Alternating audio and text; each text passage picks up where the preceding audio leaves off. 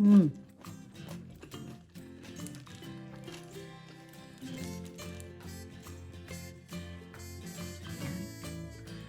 Ayan pang mga sangkap natin sa aking lulutuin. Subukan nyo po ito. Sigurado akong magugustuhan niyo.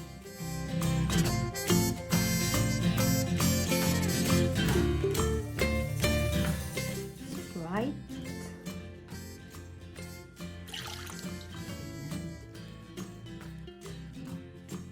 2 tablespoons.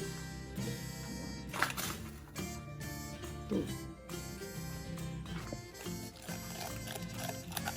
Ayan. Ibababad ko lang po muna.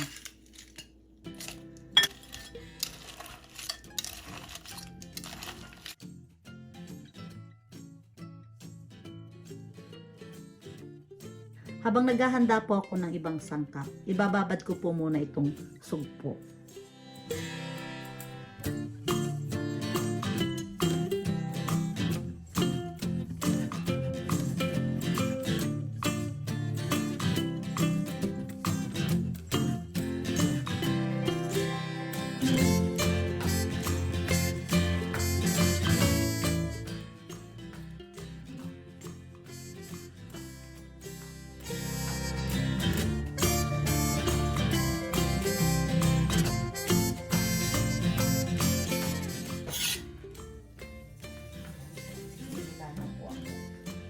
Three tablespoon mantika. Hindi pa po masyadong mainit yung mantika, ilalagay ko na po ang bawang.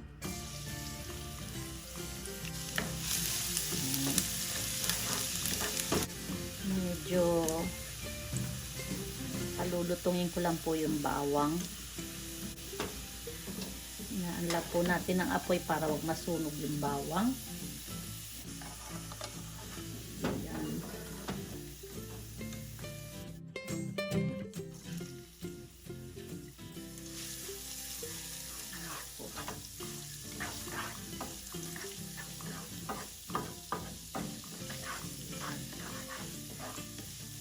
Pagka lumabas na po yung medyo aroma po ng luya, ilagay na po natin yung sugpo.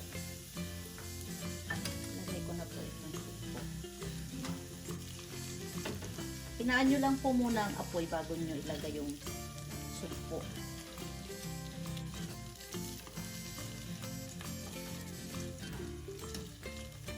Napakasarap po nito.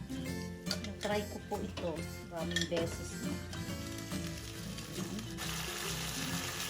Ayan po natin maluto. Ilagay po natin ito. Chili. Ito po.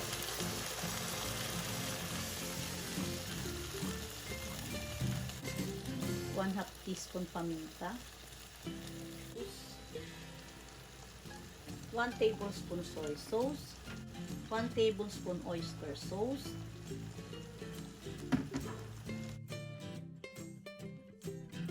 Tomato ketchup po. 3 tablespoon. Ayan. Ayan po natin. Tamang-tama lang po yung pagkakalagay ko po ng SPRITE para po hindi gaanong masabaw yung ating sugpo. Pagka gusto po ninyo ng may matitira na konting sabaw, pwede po ninyong dagdagan ng inyong SPRITE. Hintayin lang po nating matuyuan ng konti yung sabaw.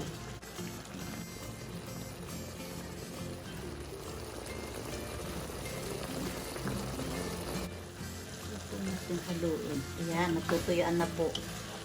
Ayan. Tamang-tama po yung pagkakaluto nito, hindi po matigas ang nakalaman ng sugpo. Ayan. Kung gusto nyo pa pong patuyuin, okay lang po.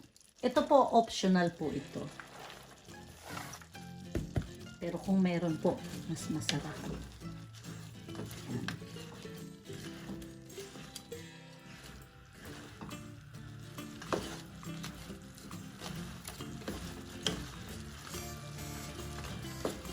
Ayan.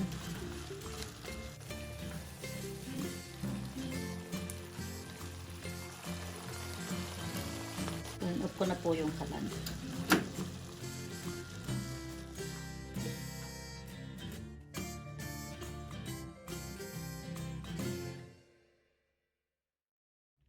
Ito po yung sauce na natira dun sa kawali. Kinuha ko po, nilagay ko po dyan. Ganito po.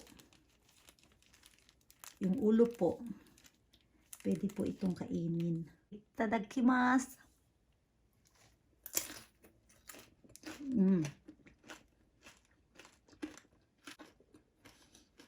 Ang sarap. Naman po. Maliit lang po itong sugpo na to. Mukha lang pong malaki. Lalo pong masarap ito kung malaki po yung inyong sugpo. Sausaw po natin. Ito po ng bawang. Ayan.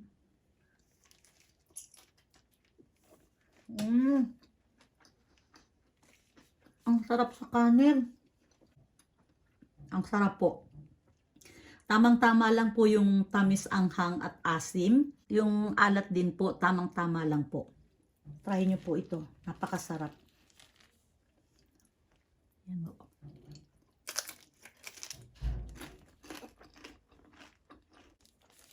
Tamang-tama lang po yung pagkakaluto.